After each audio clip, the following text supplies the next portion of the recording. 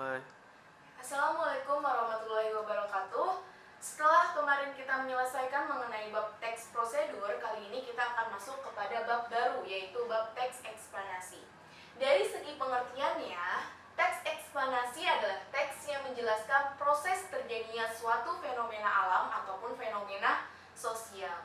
Jadi yang harus kamu garis bawahi dari pengertian teks eksplanasi adalah di poin proses terjadinya suatu fenomena alam atau fenomena sosial. Fenomena alam contohnya seperti apa? Gempa bumi, banjir, gunung meletus, dan lain-lainnya. Sedangkan kalau untuk fenomena sosial, contohnya seperti kemacetan, tawuran, kenakalan remaja, dan lain sebagainya. Nah, di bagian eksplanasi ini, kamu akan menjelaskan bagaimana suatu fenomena itu dapat terjadi. Misalkan, bagaimana gempa bumi itu bisa terjadi, bagaimana kenakalan remaja itu juga bisa terjadi. Nah, itu adalah poinnya. Nah, tujuan dari teks eksplanasi adalah untuk memberikan informasi mengenai proses terjadinya fenomena kepada pembaca. Jadi, ketika pembaca membaca teks eksplanasi yang kamu buat, pembaca akan mendapatkan informasi baru mengenai fenomena yang kamu bahas. Seperti itu. Setelah kita memahami pengertian dan tujuan, kita akan masuk kepada struktur teks eksplanasi. Oke, struktur teks eksplanasi dibagi menjadi 3. Jadi untuk membangun sebuah teks eksplanasi, sebelumnya kamu harus memahami dulu strukturnya.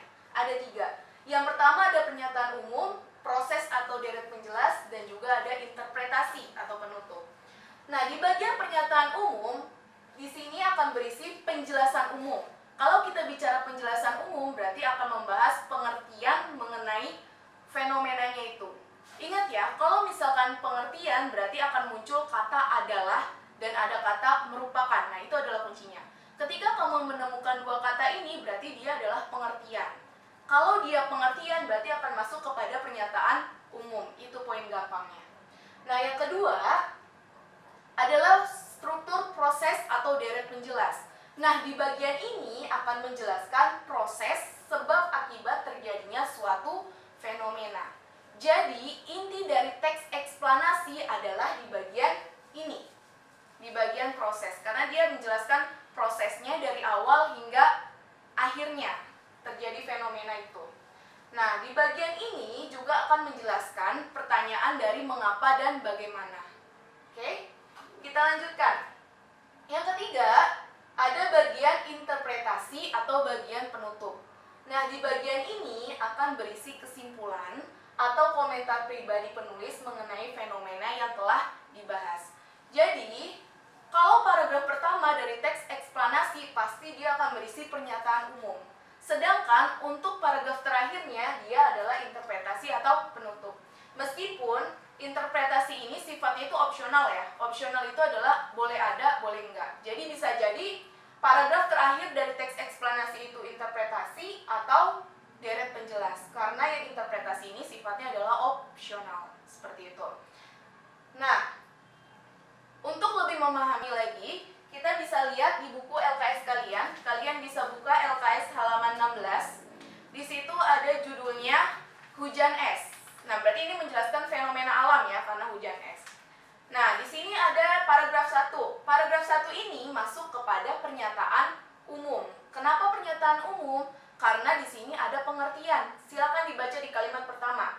Hujan es dalam ilmu meteorologi disebut juga hail, yaitu presipitasi yang terdiri dari bola-bola es. Itu adalah pengertian. Maka dia masuk kepada pernyataan umum. Di paragraf kedua, ketiga, sampai ke paragraf 4, itu dia masuk kepada proses atau deret penjelas. Mengapa? Karena di paragraf 2 sampai di paragraf 4 itu menjelaskan prosesnya, bagaimana hujan es itu bisa terjadi. Kamu bisa lihat di paragraf 2 di kalimat pertama, hujan es disertai puting beliung berasal dari jenis awan. Nah, kalau udah ada kata berasal, berarti dia udah awal dari proses terjadinya suatu fenomena. Nah, sedangkan di paragraf terakhir ini adalah paragraf interpretasi atau penutup. Karena di sini berisi sebuah kesimpulan ya. Silakan dibaca. Oleh sebab itu, hujan es jarang terjadi di daerah tropis seperti di Indonesia. Kalau ada kata oleh sebab itu, berarti menunjukkan itu adalah sebuah kesimpulan dari paragraf-paragraf sebelumnya. Sampai sini semoga mudah dipahami oleh kalian semuanya. Apabila ada kesulitan nanti bisa bertanya kepada Ibu. Oke, sampai sini semoga mudah dipahami. Wassalamualaikum warahmatullahi wabarakatuh.